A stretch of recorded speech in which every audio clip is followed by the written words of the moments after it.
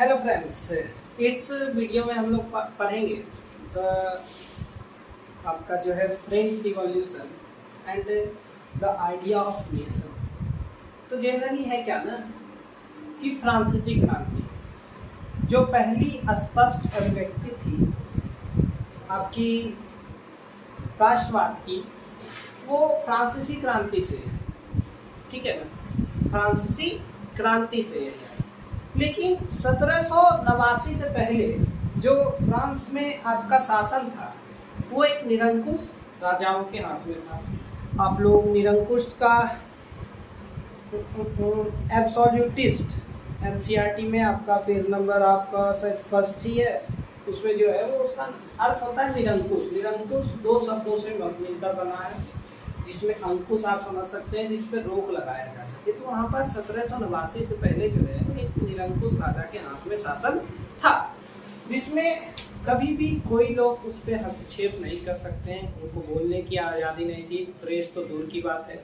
अब भाई बोलने की आज़ादी नहीं है, न कुछ एक क्रांतिकारी जो आपके वो उठाए जाते थे वो सब कोई करने की आज़ादी नहीं थी। तो 1789 में जो फ्रांसीसी क्रांति हुई, जनरली वहीं से सभी जगहों में राष्ट्रीयता की या राष्ट्रवाद की भावना पैदा हुई। तो the first sector expression of nationalism came with the French revolution in 1789। 1789 में पहले ही बताया। और उसके बाद जो है सत्ता जो है निरंकुश राजाओं के हाथ में से निकल करके चली गई किसके पास? आपके सामान्य नागरिकों के द्वारा। ठीक है। और स्टेट जनरल का जो चुनाव था, जैसे हम लोग आप पार्लियामेंट करते हैं, तो स्टेट जनरल का जो चुनाव था वो जनरली एक्टिव लोगों मतलब सक्रिय लोगों के द्वारा करवाया जाने लगा। और उस स्टेट जनरल का नाम बदलकर जो है आपको कर दिया गया नेशनल असेंबली। ठीक है। लेकिन इसी बीच क्या हुआ कि एक नए आदमी का आगमन हुआ 1799 में। वो था नेपोलियन बोनापार्ट। तो वहाँ जाने से पहले जो राजाओं के हाथ से सत्ता निकल करके हमारे हाथ में आई, सामान्य नागरिकों के हाथ में आई, तो उसमें कुछ बदलाव हुए। ये स्वाभाविक है कि आज अगर कोई है, आप देखते होंगे कि आपके घर में एक मम्मी है एक पापा है, दोनों रहते हैं। जिस दिन मम्मी रहती है उस दिन अलग खाना बनता है, जिस दिन पापा रहते हैं उस दिन अलग खाना बनता है। तो सभी को सोचने का जो है विचार वो अलग अलग।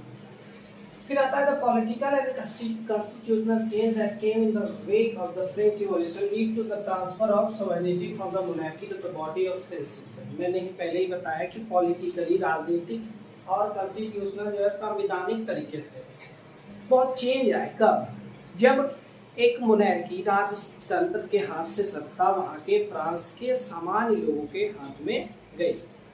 फिर आता है कि the idea of a lab Patrick and le citizen affected the nation of united community enjoying equal rights in the constitution. कहने का मतलब ये है ना कि अब फ्रांसीसी क्रांति जो हुई, तो क्रांति कहाँ से होती? पिछले वर्ष से आप देखे होंगे एक वेब सीरीज जो आप उसका क्या एस्पिरेंट करके है, आप जा करके देख सकते हैं टीवी ऐप पे, द वायरल फीवर करके है। तो उसमें कहा गया कि क्रांति जो है वो नीचे वर्गों से आती है, या तो डायरेक्ट ऊपर से या तो नीचे। कुछ बदल सकते हैं, या तो हम लोग ऑफिस में बैठ के या तो नीचे।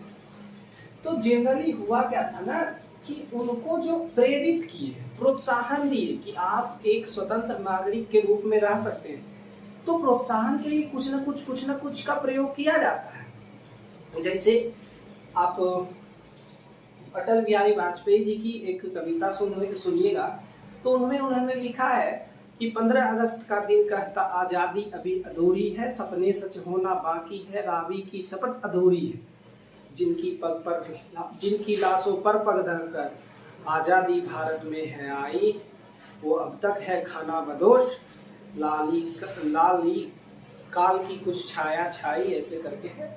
तो ये क्या कविता के रूप में लोगों में वो क्या कर रहे हैं, एक ऊर्जा प्रवाह कर रहे हैं, ऊर्जा कि आप इस पे हक है, आप इस पे लड़ सकते। कविता साहित्य तो पहले ही देखे थे कि उस समय जो था आर्टिस्टों ने, कलाकारों ने सभी तरह से अपने अपने तरीके से एक योगदान दिया राष्ट्रवाद में, और जनरली राजाओं के हाथ से सत्ता से हटाने के लिए, राजा तो सबसे मेन जो इसमें था, ले पैट्रिज मतलब होता है पितृभूमि। जैसे हम लोग कहते हैं मातृभूमि, भारत हमारी मातृभूमि है, ठीक है, भारत माता। तो उन्होंने पिताओं पर जोर दिया, और जनरली हम लोग जो देखते हैं वो मातृभूमि कहते हैं। और आगे उधर जो जाइएगा वेस्टर्न में, जो आपको यही मिलेगा। और एक नागरिक, सिटिजन को सिटीजन कहा जाता था, लार्ज सिटीजन, नागरिक, आप इस देश के नागरिक हैं, आपको कहीं नहीं भगाया जा सकता। इस तरह से उन्होंने ऊर्जा प्रवाहित किया, ठीक है। और लोग क्या हुए, एक तरह से उनकी बातों को माने और आगे चलकर क्रांति की। फिर आता है the state general was elected by the body of active citizen and name the national assembly. और पहले ही बताएं कि जो आपकी क्या थी, हाँ, नेशनल असेंबली, जो स्टेट जनरल का जो चुनाव था वो सक्रिय नागरिकों के द्वारा करवाया जाने लगा, और उसका नाम बदलकर नेशनल असेंबली कर दिया। फिर है कि internal custom duties and dues were abolished and uniform system of weight and measure has been adopted. तो हुआ क्या ना कि पहले आप एक जगह से दूसरे जगह जाते, जैसे एक हैब्सबर्ग एम्पायर था और एक और कोई था यूरियनबर्ग करके, तो वहाँ से वहाँ जाने में लोगों को 5% 32 जगह कर देना पड़ता था। अब समझने वाली बात यह है कि उतना दूर जाने में भैया 100 रुपया लगाए, 5% 32 जगह दे दिए तो 3 गुना पैसा हो गया। अब कमाएंगे हम क्या, स्वाभाविक है।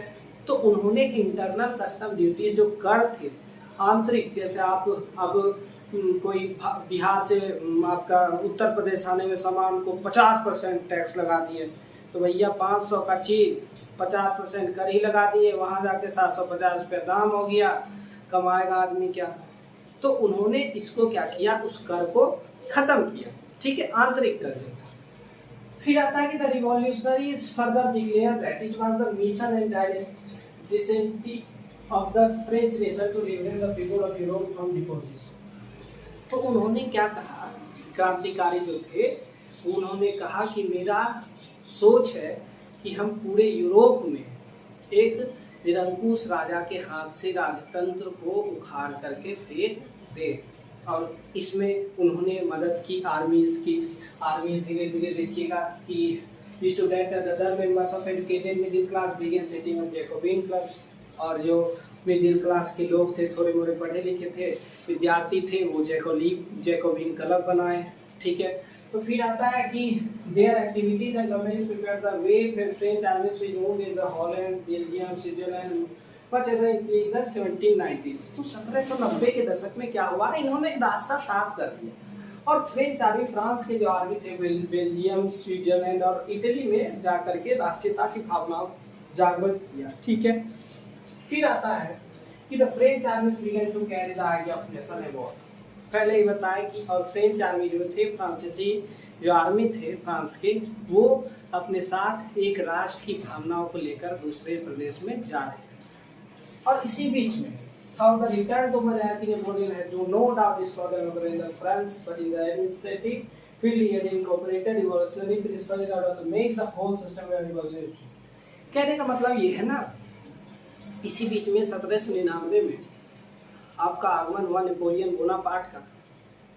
अब ये निसंदेह है कि उन्होंने क्या किया था, लोकतंत्र को हटाकर एक राजतंत्र फिर से लाया, लेकिन लोगों को ये फील ना हो, महसूस ना हो कि यह एक राजा, निरंकुश राजा की तरह काम कर रहा है। तो उन्होंने कुछ कुछ चेंज किए। 1804 में नेपोलियन कोड आया। तो सबसे पहली बात तो आप लोग शॉर्ट में लिख लीजिए कि इसमें जो पावर जो ट्रांसफर हुआ था फ्रेंच रिवॉल्यूशन के बाद क्या क्या बदलाव हुए, ये मैं 4-5 लाइन में लिखवा देता हूँ। फिर अगले बार नेपोलियन कोड की पढ़ाई होगी, ठीक है।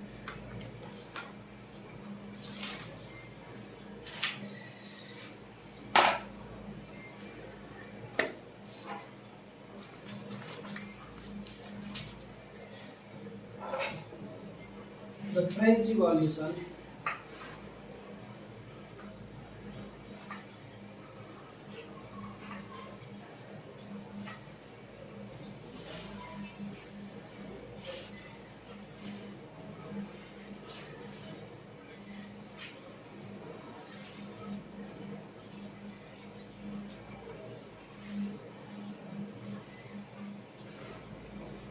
सबसे पहली चीज तो ये है कि पावर जो थी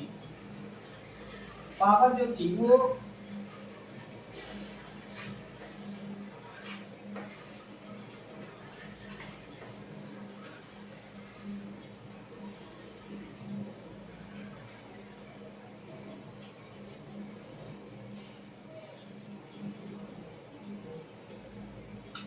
जो थी वो राजतंत्र से हटकर सामान्य नागरिकों के हाथ में चली गई थी।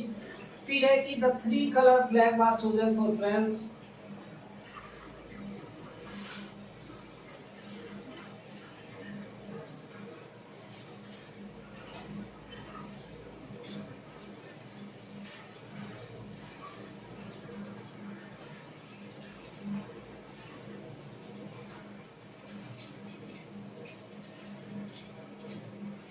तीन कलर का जो आपका फ्रांसीसी झंडा चुना गया। ठीक है, अभी भी आप देखते हुए रेड है, एक ग्रीन सॉरी ब्लू है, एक व्हाइट है। तो French language was declared as the national language.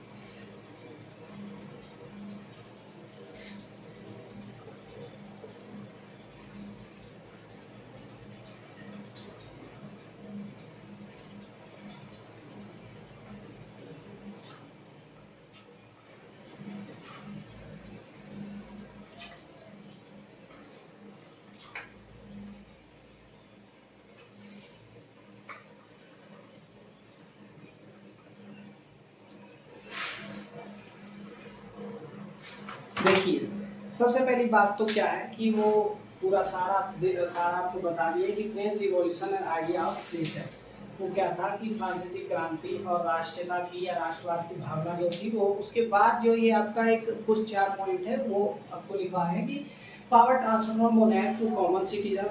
Power monarchy से कॉमन सिटीजन के हाथ में चला गया था। The 3 colour flag was chosen for France. 3 colour का झंडा फ्रांस के लिए चुना गया। French language was declared as national language. France की जो लैंग्वेज थी उसको नेशनल राष्ट्रीय भाषा को चुना गया। New national anthem compose and notes taken, और नई एक राष्ट्रगान गाई गई। ठीक है, और एक शपथ लिया गया। State general was elected and renamed national assembly, और स्टेट जनरल को चुना गया। State general was elected and renamed national assembly, और स्टेट जनरल का जो चुनाव था वो सक्रिय नागरिकों के द्वारा करवाया जाने लगा और उसका नाम बदलकर नेशनल असेंबली रख दिया गया। और internal custom duties and dues were abolished, जो आंतरिक कर था उसको खत्म कर दिया गया। तो आज के लिए इतना ही। अगले वीडियो में हम लोग पढ़ेंगे नेपोलियन कोड।